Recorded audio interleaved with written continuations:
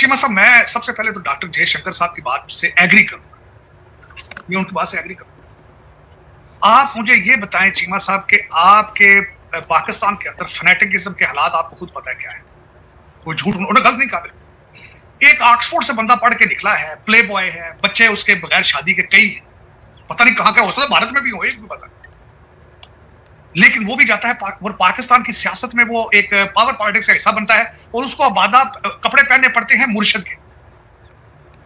रियासत मदीना तब्दीली का नारा था, रियासत मदीना की तरफ चला गया। कहता है मुझे सजा दी गई है कि मैं बगैर जूतों के मदीने क्यों गया, और आज उसका फंदा पाकिस्तान के गले में पड़ चुका है।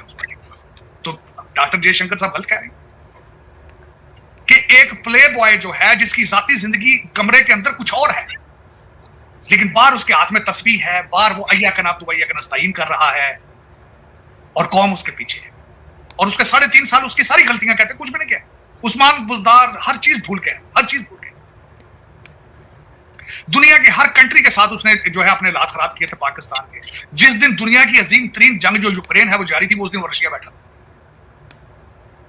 अमेरिका के खिलाफ उसने 55 जलसे किए, आज उन्हीं के कदमों में है, लेकिन कौम खुश है। कौम कहती नहीं, हमारा जो निजात दहंदा यही है। ना उसको अरबी आती है, ना उसको उर्दू आती है, ना उसको कुछ आता है, ना, और जिस तरीके से दोस्तियां यारियां निभाता है वो भी पता है। अलीम खान के साथ उसने जो किया वो भी पता है, तरीन साहब के साथ जो किया वो भी पता है। जेल के अंदर से बैठ के लौंडे लपाड़ों को लड़वाता है रोजाना, कभी वो मरवत साहब को लड़ाता है, कभी किसी को लड़ाता है। कौम कहती है नहीं, नौज बिल्ला जो उसका स्टेटस बना दिया है, मैं वो बोल भी नहीं सकता। तो इस कौम के बारे में डॉक्टर जयशंकर साहब क्या कहना चाहिए? तालीम, औरतों को जिस तरह आपने ऑप्रेस किया है, और आपका मुर्शद फरमाता है कि औरतों को स्कूल जाने नहीं चाहिए, तालिबान जो कर रहे हैं वो ठीक कर रहे हैं, वो क्या कहेंगे फिर? वो क्या कहेंगे बताएं आप। चीमा साहब, जब आप नॉन वर्केबल लोग बन जाएंगे, आप दुनिया से कट ऑफ कर लेंगे अपने आप को, और ना, अच्छा सबसे बड़ी बात यह है, मैं 2 चीजें आज और ऐड करना चाहूंगा। आप इस तरह के रेडिकलाइज हो चुके हैं कि आपको खुद नहीं पता कि आप किस किस्म का इस्लाम प्रैक्टिस कर रहे हैं। उसकी वजह यह है, अरबी भाईजान आपको मुसलमान नहीं मानते, आपके पठान भाईजान अफगानिस्तान वो आपको मुसलमान करना चाहते हैं आगे। वो ये कहते हैं कि ये मुसलमान नहीं है, ये मेरे अल्फाज नहीं है, तालिबान के टीटीपी के अल्फाज। वो कहते हैं हम इसको फतह करके यहाँ इस्लाम इन्फोर्स करना चाहते हैं। आपकी जब आप सिंध के हिंदुओं से आपको फुर्सत मिलती है, आप शिया सुन्नी पे आ जाते हैं, आप वहाबी सुन्नी पे आ जाते हैं, आप देवबंदी निकाल लेते हैं। कुछ देखा जाए आप क्या है, आपकी डायरेक्शन क्या है? इंग्लिश से आपकी नफरत इसलिए है कि मुगलों से जो ब्रिटिश है उन्होंने हुकूमत छीनी थी। हिंदुओं के साथ आपकी नफरत है जी कि वो बुत परस्त हैं जी, आप पता नहीं आप किस किस्म के, आपका मजहब है। When you portray like a non-workable people, this is people are entitled to say that. आपने सीखा ही नहीं है कि कुछ लोअर मिडिल ग्राउंड पे आके काम किया जाएगा। मैं आपका जो पाकिस्तान का इस वक्त सबसे पॉपुलर तरीन बंदा जो इस वक्त जेल में बैठा है, जेल तो खैर नहीं है, जो सरीना जेल में बैठा है, उसकी हालत देखें जरा। वो जितना अरसा पीरियड में रहा है, वो कहता है सियासतदान है, मैं तो उसको सियासतदान नहीं मानता चला था। वो शहबाज शरीफ, नवाज शरीफ जो दूसरी पॉपुलर पार्टियां थी, उनके साथ शेक हैंड ही नहीं करता था। तो when you become a non workable people, और सिर्फ ये आपको किसने ये इंटाइटल किया है कि आप चैलेंज करें कि सिर्फ हमारा मजहब ही सच्चा मजहब है, और जिस तरह का मैं मजहब प्रैक्टिस करता हूं वही सच्चा है? देखे ना, ये आप हर बंदा जो आप पाकिस्तान नौज बिल्लाह एक दूसरे को काफिर कहते फिर, इस्लाम की भी पता नहीं कौन सी आप चीज जो है, किस किस्म का इस्लाम प्रैक्टिस कर। इस्लाम बिल्कुल इजाजत ये नहीं देता कि आप दूसरे बंदे के बारे में कहें कि आप काफिर हैं, या आपको मारने का हक है, या ये इस्लाम थोड़ी है। लेकिन चले चीमा साहब, उन्होंने बिल्कुल ठीक कहा है, मैं उनके साथ सेकंड करूंगा। और आपके हालात ये हैं चीमा साहब कि आपके बड़े बड़े पढ़े लिखे लड़के यूनिवर्सिटियों के 2 लफ्ज सीधे इंग्लिश के नहीं लिख सकते। ट्वीट करते हैं तो मुझे शर्म आती है, गालियां भी इंग्लिश में देने की तमीज नहीं। ये आपके हालात। आप कहते हैं आर्टिफिशियल इंटेलिजेंस पढ़ेंगे तो क्या करेंगे आगे जाके? दुनिया से कट ऑफ हो चुके हैं आप पहले तो, अगर आपने इस्लाम की प्रैक्टिस करना है तो पहले सीख तो इस्लाम है चीज, सीखने की कोशिश करें। और जिस कौम जहां आपके सबसे ज्यादा रिलेशनशिप हैं, जहां हरमैन शरीफैन है जहां पे मौजूद हैं, वो उनके अंदर से दुबई बनाना है, वो बॉलीवुड से इंटरेस्टेड है, वो क्रिकेट से इंटरेस्टेड है। चले, लेकिन चीमा साहब दर हकीकत मुझे अफसोस है, दुख इस बात का है कि you are directionless, you are leaderless, you are futureless nation. Embarrassing. और मेरा मैं भी वही, मैं ये नहीं कह रहा हूं कि मैं पाकिस्तानी नहीं हूं, मैं पाकिस्तानी अमेरिकन, और मैं एक पॉलिटिकल रेफ्यूजी की तरह वहां से जान बचा के भागा हूं, ये भी है। और मैं I am thankful to America कि जिसने मुझे रिफ्यूज दिया। मैं डॉक्टर जयशंकर साहब की बात से एग्री करूंगा। मैं किस किस्म का फ्यूचर में पाकिस्तान देखना चाहता हूं, अगर मैं ये भी आप डिफाइन करना चाहूंगा चीमा साहब, मैंने कहा था जब बांग्लादेश भारत के हालात ठीक नहीं थे, आपको चाहिए था कि सालसी कराते रिलेशनशिप दोनों कौमों के साथ ठीक करके पाकिस्तान, इंडिया, बांग्लादेश, बर्मा, ये सारे इकट्ठे तरक्की करते। मैं गारंटी कर सकता हूं आज बैठ के कि आप तरक्की नहीं कर पाएंगे जब तक आपके रिलेशनशिप भारत से, ईरान से, अफगानिस्तान से, चाइना से ठीक नहीं होंगे, बैलेंस अप्रोच नहीं होगी, आप तरक्की नहीं कर पाएंगे, आप इसी तरह से ख्वार होंगे। मैं फिर आज आखिरी दफा कोड कर देता हूं, फैज अहमद फैज ने किसी ने क्वेश्चन किया था, उन्होंने कहा जी फैज साहब मुझे लगता है कि पाकिस्तान खत्म नहीं होगा। फैज अहमद फैज जो कि बहुत बड़े स्कॉलर थे, उन्होंने कहा था कि खत्म नहीं होगा, ऐसे ही चलता रहेगा। उनका इशारा ये था, ये सिसक सिसक कर एड़ियां रगड़ रगड़ के मरता रहेगा, ये बंद नहीं। तो 77 साल से आप एड़ियां रगड़ रहे हैं। इस वक्त आपका ट्रेडमार्क क्या है? भिखारी। सऊदी अरब में भी भिखारी, दुबई में भी भिखारी, हर कंट्री में जाते हैं तो खैरात मांगे। आपका वजीर आजम भी कहता है कि मैं खैरात मांगे, ये अब ट्रेडमार्क बन चुका है। आपने इसीलिए पाकिस्तान बनाया था चीमा साहब, दिस वाज द ऑब्जेक्टिव। और दूसरा, इस पे तो खैर एक बहुत बड़ी डिबेट हो सकती है। लोग कहते हैं कि जिम्मेदारों ने पाकिस्तान बनाया था क्योंकि नेहरू लैंड रिफॉर्म करना चाहता था। इसके पीछे आपने मजहब का ड्रामा लगाया, हालांकि इकोनॉमिक प्रॉब्लम थे।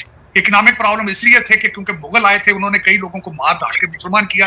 वो मेजॉरिटी हिंदू, अल्टीमेटली जब आप उनके साथ पंगे लेंगे वो आपको प्रेस तो करेंगे। वो प्रेस करते थे, आपने उसका आलिया ढूंढा कि हमला कंट्री बना के पता नहीं, लेकिन उसको फिर आप आजाद तो हुई नहीं।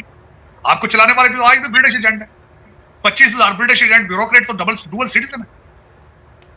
और दूसरे आपके सियासतदान देख लें असेंबलियों के अंदर, ये किन के पोते दोते हैं यहाँ बैठे? सारे ब्रिटिश एजेंटों के पोते दोते हैं, सारे मेजॉरिटी। आजाद मैं तो नहीं मानता कि आप आजाद हैं, लेकिन चीमा साहब दर हकीकत डॉक्टर जयशंकर साहब ने बिल्कुल ठीक कही। और लेकिन आपको इस वक्त पाकिस्तान के अंदर पाकिस्तानी चाहिए, हालांकि एक भी नहीं है वहां पाकिस्तान को तड़ी तरह के जवाब आखे कि मैं हम पाकिस्तानी मैं बचावांगा, पता नहीं क्यों नहीं आ रहा। साढ़े जो बंदे फिर एवं थोड़े तो गलत उम्मीदा ला के फिर पता नहीं लगा कि आप लोग की फ्यूचर थोड़ा। लेकिन इस वक्त चीमा साहब अगर देखा जाए, क्वेटा लॉकडाउन है, शॉकिंग। क्वेटा लॉकडाउन है, अख्तर मेंगल साहब का काफिला जारी है। उनकी शर्त सिर्फ यही है कि वो कहते हैं कि मारंग बलोच को आजाद किया जाए। वो आजाद होगी तो बहुत ज्यादा खतरनाक हो जाएगी। दूसरी बलोच है कराची से जिसको पकड़ा गया था, जिसके ऊपर इस वक्त दफा 144 के जरिए 1 महीने के लिए पकड़ा गया, उसको भी वो कहते हैं आजाद करें। तीसरी बात यह है कि अख्तर मेंगल और मारंग बलोच मिल गई। तीसरे मुर्शद साहब ने भी कह दिया कि हम इनके साथ सर गेम इज ओवर। और अभी तक आप फैसला नहीं कर पाए कि आप सॉफ्ट रहेंगे कि आप हार्ड रहेंगे। हार्ड इसका बड़ा गलत मतलब भी है, लेकिन पता नहीं फिर क्या बात है, आप सॉफ्ट से हार्ड ही नहीं हो पा रहे हैं, तो क्या करें? डॉक्टर साहब बात तो सही है, ये सॉफ्ट हार्ड और पता नहीं क्या क्या हमारे मसले हैं। ये आपकी बातें डॉक्टर साहब 100% आपके एनालिसिस से मैं एग्री करता हूं। लेकिन साहब देखें, जब मैंने आपको बड़ी दफा कहा था कि आपने जिस तरीके से मुर्शद पाक के साथ डील किया है, जिस तरीके से आपने इनको इस्लामाबाद पे हमले की इजाजतें दी हैं, आपका क्या, मैं मुसलसल आपको कहता रहा हूं कि आपको लोग नोट कर रहे थे, टीटीपी भी नोट कर रही थी, बीएलए भी ऑब्जर्व कर रही थी, सारे देख रहे थे। और उसमें नजर क्या आता था कि आपकी स्टेट कमजोर है। जब लोगों को पता ही ना हो कि ये जिहाद है, हम पाकिस्तान बना लो तो बड़ी बड़ी गल है। लेकिन चीमा साहब दूसरा उसमें इस वक्त अगर देखा जाए, आपको खैर जो अगले दिन खैर दूसरी बात हमने वो डिस्कस नहीं की, जो विल्सन साहब ने ट्वीट फाइल कर दिया है, केस बिल पेश कर दिया कांग्रेस में जी, उसके ऊपर बड़ा पैसा लगाया गया, बहुत पैसा लगा है। अब सुना है कि आपके जो ये सियासी / मजहबी पार्टी है, क्रिप्टो के जरिए भी फाइनेंसिंग शुरू कर दी, उन्होंने अपनी मूवमेंट शुरू कर दी है, कौन को उसको पता है, आपके इदारों को। दूसरा, जो विल्सन साहब का बिल जाएगा तो कहीं नहीं, इसमें कोई शक नहीं है। बल्कि सबसे बड़ी बात है कि मैंने इसके ऊपर ट्वीट भी किया था, उसका फायदा बिल्कुल, उसका कोई फायदा नहीं। उसके सबसे बड़े साइन तो ये आ रहे हैं कि आपके रिलेशनशिप अमेरिका के साथ बिल्कुल ठीक है। ठीक होने की वजह कि अगर आपके रिलेशनशिप ठीक ना होते तो आपको IMF की किस्त नहीं मिलनी थी, वो मिल गई आपको। दूसरा, F-16 के रिपेयर के पैसे मिल गए, इसका मतलब है रिलेशनशिप ठीक है। दूसरा, F-16 के तैयारी के जो पैसे मिले हैं, साथ सिग्नल ये भी आ गया है कि आपकी फ्यूचर में भी जरूरत है, आपके F-16 की जरूरत उनको फ्यूचर में भी पड़ेगी। अब वो डैमेज कंट्रोल करने के लिए डोनाल्ड ट्रंप साहब के पास सिर्फ 3 साल मौजूद हैं, वो क्या कर पाएंगे? ओपन क्वेश्चन है। रेफरेंडम आने वाला है, मिड टर्म इलेक्शन आने वाले हैं। डोनाल्ड ट्रंप साहब अगर कोई नतीजा खेज चीजें ना डिलीवर कर पाए तो सेनेट और कांग्रेस इन दोनों में से एक, जो सेनेट अपर हाउस या लोअर हाउस में से एक भी गया तो उनके ऊपर कट जाएगी। तो मेरे डॉक्टर साहब, ये आपको नहीं लगता कि जब आप जो जिस डोनाल्ड ट्रम्प आप जिस पेस से चल रहे हैं, ये तो बहुत तेजी से रिवर्स करेगी हर चीज, और अमेरिका की आइसोलेशन है। आप देखें ना, F-35 कोई भी यूरोपियन ममालिक नहीं लेना चाहते। वो कहते हैं कि जी सॉरी, हम आपकी इस प्रोडक्ट को नहीं लेना चाहते। कनाडा कहता है जी हम डिप्लोमेटिक ताल्लुकात नहीं आपके साथ रखना चाहते, मतलब आपसे ताल्लुकात अलायंस खत्म करना चाहते हैं। डॉक्टर साहब, डोनाल्ड ट्रम्प की क्या रिस्पेक्ट रह जाएगी जब लोग मुंह पे इस तरह की बात कर जाएंगे? अमेरिका बहुत बड़ी ताकत है, जो अमेरिका की स्ट्रेंथ है उन्होंने उसी के ऊपर ही हमला कर दिया है। आपको नहीं लगता कि ये स्लो एंड ग्रेजुअल प्रोसेस होता है, ना कि वन टाइम लीडरशिप 2 साल के या 4 साल के टेन्योर में एक चीज करके चली जाए? ये तो ग्रेजुअल प्रोसेस होते हैं। अमेरिका जैसी हुकूमत को या तो फिर डोनाल्ड ट्रम्प साहब समझते हैं कि उन जैसा कोई और आना ही नहीं है और मैं खुद ही करके चला जाऊं, तो बाकी जो ममालिक के अंदर जहां पे स्टेप बाय स्टेप चीजें की जाती हैं, आपको लगता है कि अमेरिका की पावर इससे कम होगी, नुकसान होगा, ये नहीं करना चाहिए? इसके ऊपर क्या डिस्कशंस हो रही हैं? और खासतौर पे ये जो जिस तेजी से और जिस अफरा तफरी में इनकी जो टीम है, जैसे कि वॉर प्लान लीक कर दिया हैग पिटसेट ने, डिफेंस सेक्रेटरी ने, आपको लग रहा है कि ये अमेरिका के अंदर लोग इसे कैसे रिएक्ट कर रहे हैं, खासतौर पर मीडिया एंड डेमोक्रेट पार्टी कैसे इसको रिएक्ट कर रही है? लेकिन चीमा साहब, सबसे पहले डेमोक्रेट पार्टी के तो हालात बड़े खराब है। उसकी वजह यह है खराब इस वजह से कि 12 साल जो उन्होंने किया है, लोगों ने फिर उसके खिलाफ रिटेलिएशन में डोनाल्ड ट्रम्प साहब को स्विंग स्टेट्स में। लेकिन अभी तक एक चीज है, डोनाल्ड ट्रम्प साहब जो भी फैसला कर रहे हैं उस पर देखा जाए तो अमेरिका फर्स्ट का उनका एजेंडा सामने नजर आता है, अमेरिका फर्स्ट। दूसरा चीमा साहब, मैं ये बताना ये चाहूंगा कि इस वक्त डोनाल्ड ट्रम्प साहब जिन भी चीजों को चैलेंज कर रहे हैं, ये रियलिटी में अंदर वो देखें, अब यूनाइटेड नेशंस एक गैर फाल ऑर्गेनाइजेशन है, सिवाय नेटवर्किंग के क्या ऑफर कर पाएगी? आप गजा के ऊपर देख लें, आप किसी और जगह कहीं भी वो कोई उसकी इंपॉर्टेंस है, सिवाय अमेरिका उसको एज ए टूल इस्तेमाल करता है, कोई उसकी इफादियत है? अमेरिकन ने समझ लिया कि जितना पैसा लगाते हैं उसमें से निकलता कुछ नहीं, क्या फायदा? नेटो के क्या हालात देखा है, क्या फायदा? अमेरिका सिर्फ अकेला चला रहा है, दूसरे उसमें पैसे नहीं डाल रहे।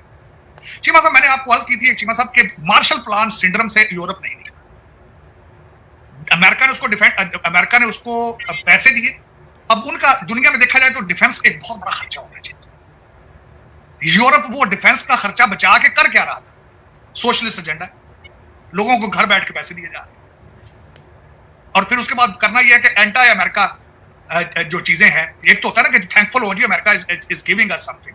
इस तरह मैं छोटी सी मिसाल यूक्रेन की ले लें, प्रॉब्लम यूरोपियन है, वो प्रॉब्लम यूरोपियन है, जंग लड़ रहा है अमेरिका। और दूसरी बात यह है कि मैंने कई दफा कहा कि अमेरिका का अपना इंफ्रास्ट्रक्चर, अपने हालात अंदर से खराब है। अब अमेरिकन उन चीजों से बेजार थे। चीमा साहब, हमारा हर शहर जो गाजा बनता जा रहा है, दिन दिहाड़े गोलियां चल रही हैं। दोस्तों, जैसे कि आपने क्लिप में देखा, वही हुआ जिसको पाकिस्तान का डर था। मतलब कि भाई जेडी वेंस ने बोल दिया ये डायलॉग फेल्ड। जो ईरान और अमेरिका के बीच में जो मतलब कि डायलॉग हो रहा था वो फेल्ड हो चुका है, क्योंकि भाई ईरान ने साफ साफ मना कर दिया है। अमेरिका की जो जो शर्तें रखी थी अमेरिका ने उस डायलॉग में, वो सब मना कर दी। और सबसे बड़ी बात तो भाई ईरान, अमेरिका और इज़राइल के बीच में ये डायलॉग हो रहा था, और इज़राइल तो था ही नहीं, इज़राइल का तो एक बंदा भी वहाँ नहीं था। ठीक है भाई, तो ये कैसा धोखा हो रहा है? मतलब कि एक तो सबसे पहले भिखारियों द्वारा मीडिएटर का रोल निभाया जा रहा है। ठीक है भाई साहब, भिखारियों को मीडिएटर बना दिया गया है। ठीक है भाई साहब, अमेरिका द्वारा। फिर उसके बाद ईरान के बड़े बड़े लीडर्स को तो बुलाया ही नहीं है, मतलब कि जो डेलीगेशन वगैरह है छोटा मोटा सा वो बुला लिया ईरान का। और भाई एक भी बंदा तो क्या बोलते हैं, इज़राइल का बुलाया नहीं, क्योंकि भाई साहब इज़राइल को तो मतलब कि मानता ही नहीं है ना पाकिस्तान ने तो अपने पासपोर्ट पे भी लिख रखा है कि भाई मतलब कि पाकिस्तानी कहीं दुनिया भर में कहीं भी घूम सकते हैं, कहीं भी जा सकते हैं, बस इज़राइल के अलावा इज़राइल नहीं जा सकता, कहीं भी जा सकते हैं। मतलब कि भाई पाकिस्तान ने, मतलब कि पाकिस्तान को कोई लेना देना नहीं है इज़राइल से, कुछ भी लेना देना नहीं है भाई, कुछ भी लेना देना नहीं है। लेकिन भाई फिर भी ये इज़राइल से नफरत करते हैं। क्यों करते हैं? क्योंकि भाई पूरी दुनिया को पता है। ठीक है भाई, और मतलब कि इज़राइल को ही मानते नहीं है बिल्कुल भी। ठीक है भाई, और उनके बिना ही ये डायलॉग करवा रहे थे। ठीक है भाई, अब जेडी वेंस ने सुबह आज की खबर है एकदम ताज़ी इस जेडी वेंस ने बोल दिया है कि भाई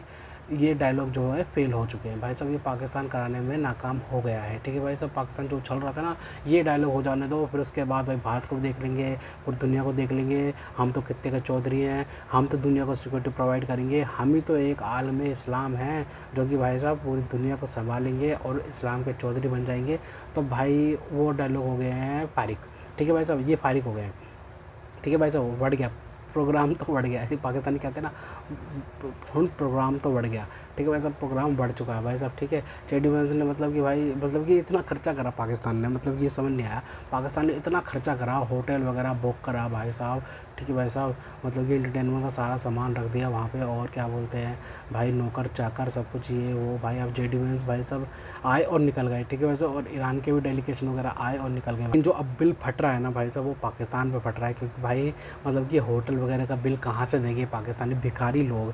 एक तो भिखारियों से मतलब कि मीडिएशन का रोल करवा रहे हैं अमेरिकन भाई, मतलब अमेरिका के इतने बुरे दिन आ गए हैं कि भाई साहब इनको कोई नहीं मिला सिवाय भिखारी पाकिस्तान के, कि वो मीडिएटर का रोल निभाएंगे, ये डायलॉग करवाएंगे, मतलब ये डायलॉग करवाएंगे, मतलब कि ये अमेरिका ये सोच रहा था कि भाई कतर जो मतलब डायलॉग करवाता था, बहुत बड़े बड़े मतलब कि बातचीत करवाई इन्होंने, बहुत सारी डील्स करवाई हैं, बहुत सारे अकॉर्ड्स करवाए हैं इन्होंने, तो भाई एक इस्लामाबाद अकॉर्ड करवाएंगे, ठीक है भाई साहब।